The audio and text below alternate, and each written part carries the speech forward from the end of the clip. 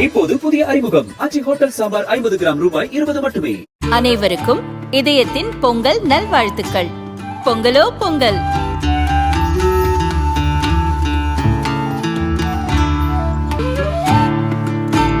அனைவருக்கும் இதயம் மந்த்ராவின் பொங்கல் தின நல்வாழ்த்துக்கள்.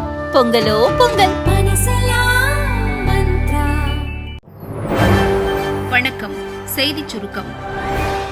முதற்கட்ட விசாரணை முடிந்தது. சென்னை கிளம்பினார் விஜய். கரூர் நெரிசலில் 41 பேர் இறந்தது தொடர்பான வழக்கில் தாவேக தலைவர் விஜயிடமும் விசாரணை நடத்த சிபிஐ அதிகாரிகள் சம்மன் அனுப்பியிருந்தனர். சிபிஐ சம்மனை ஏற்று நேற்று டெல்லியில் உள்ள சிபிஐ அலுவலகத்தில் விசாரணைக்கு ஆஜரானார். பலத்த எதிர்பார்ப்புக்கு இடையே மாலை 6:30 மணிக்கு விசாரணை முடிந்து விஜய் வெளியே வந்தார். அவரிடம் சுமார் 7 மணி நேரம் விசாரணை நடத்தப்பட்டது. நேற்று விசாரணை முடிந்த பிறகு டெல்லியில் உள்ள நட்சத்திர ஹோட்டலில் தங்கிய விஜய் இன்று காலை தனி விமானம் மூலம் சென்னை புறப்பட்டார். வரும் 19ஆம் தேதி மீண்டும் சிபிஐ விசாரணைக்கு அழைக்கப்பட வாய்ப்புள்ளதாக கூறப்படுகிறது. ஆட்டோவில் மாணவிக்கு தொல்லை, கீழே தள்ளிவிட்டு தப்பிய டிரைவர். சென்னையில் பகீர், மக்கள் கொந்தளிப்பு. மது, கஞ்சா, போதைப் பொருட்களின் புழக்கம் அதிகரித்துள்ளதால் தமிழகத்தில் பெண்களுக்கு எதிராக பாலியல் வன்முறை சம்பவங்கள் நடக்காத நாளே இல்லை எனும் அளவுக்கு நிலைமை போய்கொண்டிருக்கிறது. சென்னை மணலி பெரியமாத்தூரைச் சேர்ந்தவர் சண்முகம், வயது 61, ஆட்டோ டிரைவர். திருவொற்றியூரிலிருந்து சென்னை பீச் ரயில் நிலையத்துக்கு ஷேர் ஆட்டோவில் வந்தார். வழக்கம் போல காலை 8 மணியளவில் திருவொற்றியூர் மார்க்கெட் பகுதியில் ஆட்டோவை ஓட்டி வந்தார். 6ஆம் வகுப்பு மாணவி திருவொற்றியூர் மார்க்கெட் பகுதியில் ஷேர் ஆட்டோவில் ஏறினார். பெரியவங்க 3 பேர் பின்னால உட்காருவாங்க, நீ என் பக்கத்துல வந்து உட்காருமா என சண்முகம் கூறியதும் அவர் பக்கத்தில் போய் மாணவி உட்கார்ந்தார். ஆனால் ஆட்டோவில் யாரும் ஏறவில்லை. பக்கத்தில் உட்கார்ந்த மாணவியிடம் சண்முகம் பாலியல் அத்துமீறலில் ஈடுபட்டுள்ளார். அதிர்ச்சியடைந்த மாணவி கூச்சல் போட்டதும் சண்முகம் ஆத்திரமடைந்தார். ஓடும் ஆட்டோவிலிருந்து மாணவியை கீழே தள்ளிவிட்டு ஆட்டோவை வேகமாக எடுத்துக்கொண்டு தப்பி சென்றார். கீழே விழுந்த மாணவியை அங்கு தூய்மை பணியில் ஈடுபட்டிருந்த பெண் பணியாளர்களும் சில வாகன ஓட்டிகளும் ஓடி சென்று தூக்கினர். மாணவிக்கு முதலுதவி செய்தனர். ஆட்டோவில் நடந்ததை மாணவி சொன்னதும் அதிர்ச்சியடைந்து மாணவியின் பெற்றோருக்கும் போலீசாருக்கும் தகவல் கொடுத்தனர். திருவொற்றியூர் போலீசார் விரைந்து சென்று அந்த பகுதியில் உள்ள கடைகளின் சிசிடிவி கேமராக்களை ஆய்வு செய்தனர். ஆட்டோ நம்பரை ட்ரேஸ் செய்தனர். ஆட்டோ டிரைவர் சண்முகத்தை கண்டுபிடித்தனர். சண்முகத்தின் செல்போன் நம்பரை வைத்து போலீசார் ட்ராக் செய்தனர். நேற்றிரவு திருவொற்றியூர் கடற்கரை சாலையில் ஆட்டோவை நிறுத்திவிட்டு அங்குள்ள மறைவான இடத்தில் பதுங்கியிருந்தார். இன்ஸ்பெக்டர் ரஜினிஷ் தலைமையில் தனிப்படை போலீசார் விரைந்து சென்று சண்முகத்தை சுற்றி வளைத்து பிடித்தனர். போலீஸ் வாகனத்தில் சண்முகத்தை ஏற்றிய போது போலீசாரை தள்ளிவிட்டு சண்முகம் கடற்கரையை நோக்கி ஓடினார். போலீசார் விரட்டி சென்றனர். கடற்கரையில் போடப்பட்டுள்ள பாறாங்கற்கள் மீது ஓடிய போது தடுமாறி கீழே விழுந்தார். இதில் சண்முகத்தின் இடது கை முறிந்தது. காயமடைந்த சண்முகத்தை போலீசார் ஸ்டான்லி அரசு மருத்துவமனையில் அட்மிட் செய்தனர். அங்கு அவருக்கு மாவு கட்டு போடப்பட்டது. டிரைவர் மீது போலீசார் போக்சோ வழக்கு பதிவு செய்து விசாரித்து வருகின்றனர்.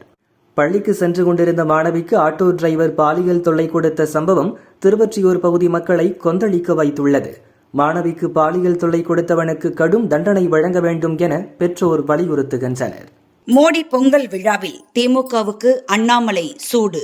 தென்காசி மாவட்டம் வாசுதேவநல்லூரில் நடந்த நம்ம ஊரு மோடி பொங்கல் நிகழ்ச்சியில் பாரதிய ஜனதா தேசிய பொதுக்குழு உறுப்பினர் அண்ணாமலை பேசினார்.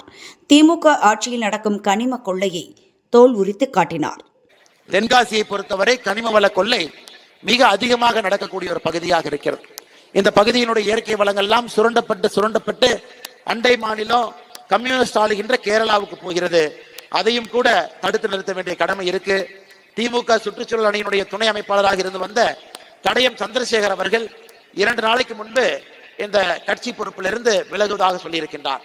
ஆச்சரியம் என்னன்னா, அவர் திமுகவினுடைய பொறுப்பில் இருக்கக்கூடிய அவர் பேட்டி கொடுக்கும்போது டிவியில பார்த்தேன், எங்க ஊர்ல கனிம வள கொள்ளையை திமுக ஆட்சியினால தடுத்து நிறுத்த முடியல, அதை எதிர்த்து என்னுடைய பொறுப்பிலிருந்து ஒரு திமுகவினுடைய தொண்டனாக வெளியே வருகின்றேன் என்று கடையம் பகுதியினுடைய சந்திரசேகர் அவர்கள் சொல்லியிருப்பதை பார்க்கும் பொழுது எனக்கும் கொஞ்சம் ஆச்சரியமா தான் இருந்துச்சு.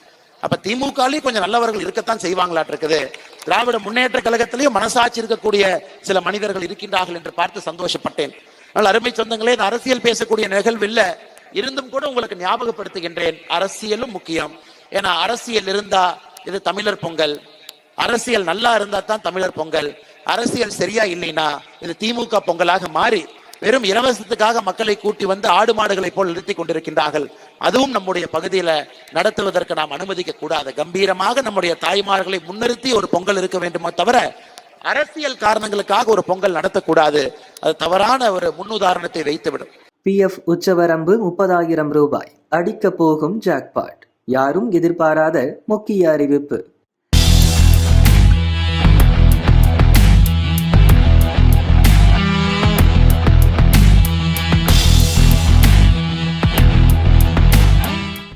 PF திட்டத்தில் ஊதிய உச்சவரம்பை 15,000 30,000 ரூபாயாக உயர்த்த மத்திய அரசு பரிசீலித்து வருவதாக தகவல் வெளியாகியுள்ளது. அதாவது ஒருவர் 50,000 ரூபாய் மாத ஊதியம் பெற்றாலும் 15,000 ரூபாய் அடிப்படையில்தான் 12% தொகை சந்தாவாக பிடிக்கப்படும். நிறுவனமும் அதே அளவுக்கு பணம் செலுத்தும். இது கடந்த 10 ஆண்டுகளாக அமலில் உள்ள நிலையில் உச்சவரம்பை அதிகரிக்க பரிசீலிக்குமாறு சுப்ரீம் கோர்ட் தெரிவித்தது. தொழிலாளர் நல சங்கங்களும் கோரிக்கை விடுத்தன. அதேபோல் ESI பிடித்தம் செய்வதற்கான உச்சவரம்பு 21,000 ரூபாயாக உள்ள நிலையில் அதையும் அதிகரிக்க கோரிக்கை உள்ளது. இதையடுத்து மத்திய தொழிலாளர் நல அமைச்சகம் PF மற்றும் ESI இரண்டுக்கும் ஒரே சீரான ஊதிய வரம்பை நிர்ணயிக்க முடிவு செய்துள்ளது. பணவீக்கம், தொழிலாளர்களின் செலவினங்கள் உள்ளிட்டவற்றை கருத்தில் கொண்டு உச்சவரம்பை 25,000 முதல் 30,000 ரூபாய் வரை நிர்ணயிக்க திட்டமிடப்பட்டுள்ளதாக தெரிகிறது. இதனால் தொழில் நிறுவனங்கள் ஊழியருக்காக செலுத்தும் 12% தொகை அதிகரிக்கும் என்பதால் தொழிலாளர்களின் ஓய்வூதிய தொகையும் மொத்த சேமிப்பும் அதிகரித்து ஓய்வு காலத்தில் பயன் கிடைக்கும்.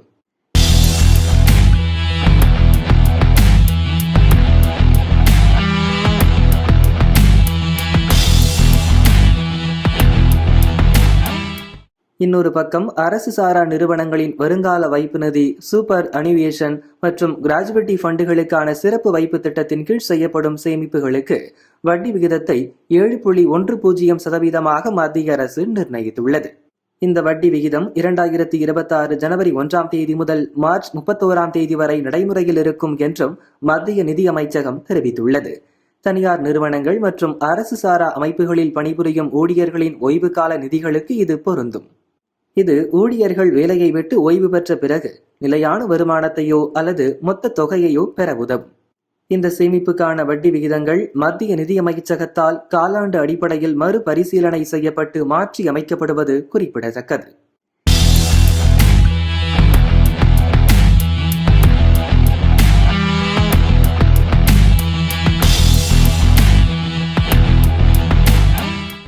இந்தியாவில் வர்த்தகமாகும் நிப்பான் இந்தியா கோல்ட் பீஸ் திட்டம் உலகின் முதல் 15 தங்க ETF ஃபண்டுகளில் இடம் பிடித்துள்ளதாக உலக தங்க கவுன்சில் தெரிவித்துள்ளது.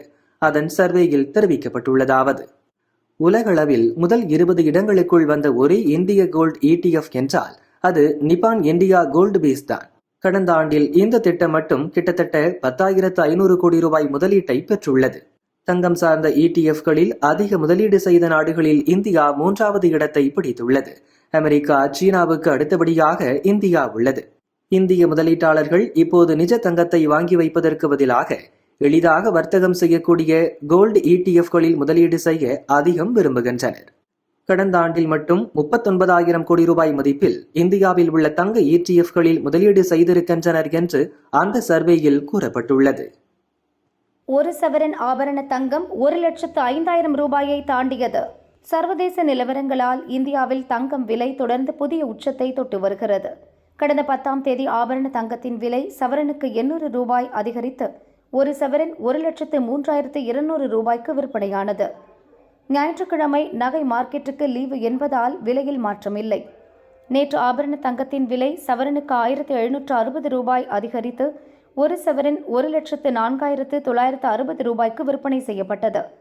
இன்று 22 கேரட் ஆபரண தங்கத்தின் விலை சவரனுக்கு 400 ரூபாய் அதிகரித்து ஒரு சவரன் 1,05,360 ரூபாய்க்கு விற்பனை செய்யப்படுகிறது. கிராமுக்கு 40 ரூபாய் அதிகரித்து ஒரு கிராம் 13,170 ரூபாய்க்கு விற்பனையாகிறது. கடந்த 4ஆம் தேதி ஒரு சவரன் தங்கம் 1,08,000 ரூபாயாக இருந்தது. இன்று ஒரு சவரன் 1,05,360 உயர்ந்துள்ளது. 10 நாளில் ஒரு சவரனுக்கு 4,560 ரூபாய் உயர்ந்துள்ளது தாய்மார்களை அதிர்ச்சியடைய வைத்துள்ளது. வெள்ளி விலையும் இன்று ஒரே நாளில் அதிரடியாக கிராமுக்கு 5 ரூபாய் உயர்ந்து ஒரு கிராம் 292 ரூபாய்க்கு விற்கப்படுகிறது. கிலோவுக்கு 5,000 ரூபாய் உயர்ந்து ஒரு கிலோ 2,92,000 ரூபாய்க்கு விற்கப்படுகிறது.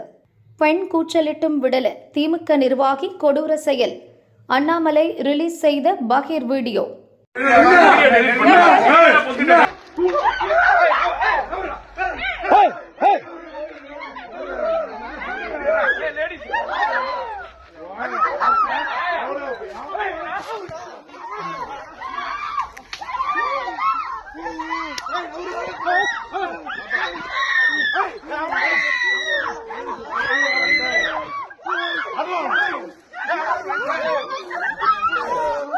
கள்ளக்குறிச்சியில் நாய் குறைத்த ஆத்திரத்தில் ஒரு குடும்பத்தையே திமுக இளைஞரணி நிர்வாகி அடித்து உதைத்த சம்பவம் கடும் அதிர்ச்சியை ஏற்படுத்தியுள்ளது.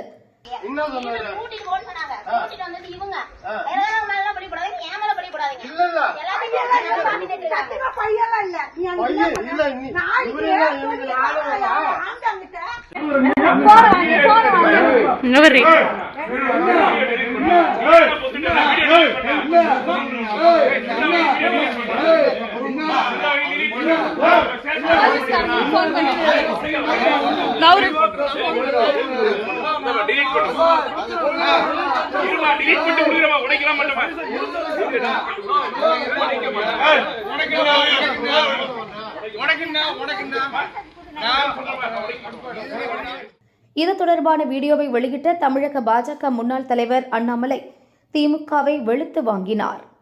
திமுக ஆட்சியில் மக்களுக்கு அச்சுறுத்தல் ஏற்பட்டுள்ளது. ரவுடிகள் குண்டர்களால் மட்டுமல்ல, திமுக நிர்வாகிகளும் தமிழக மக்களுக்கு பெரும் அச்சுறுத்தலாக இருக்கின்றனர். கள்ளக்குறிச்சி மாவட்டத்தில் திமுக இளைஞரணி நிர்வாகியும் வார்டு கவுன்சிலருமான ரமேஷ் தனது கூட்டாளிகளுடன் சேர்ந்து ஓய்வு பெற்ற அரசு ஊழியர் மற்றும் அவரது குடும்பத்தினரை கொடூரமாக தாக்கினர். அந்த குடும்பத்தினர் வளர்க்கும் நாய் திமுக நிர்வாகியை பார்த்து குறைத்ததால் இப்படி ஒரு கொடூரமான தாக்குதலை நடத்தியிருக்கின்றனர். முதல்வர் ஸ்டாலின் தலைமையிலான ஆட்சியில் இதெல்லாம் நடக்கிறது. இந்த ஆட்சிக்கு சீக்கிரமே முடிவு கட்டப்படும் என்று அண்ணாமலை கூறியுள்ளார்.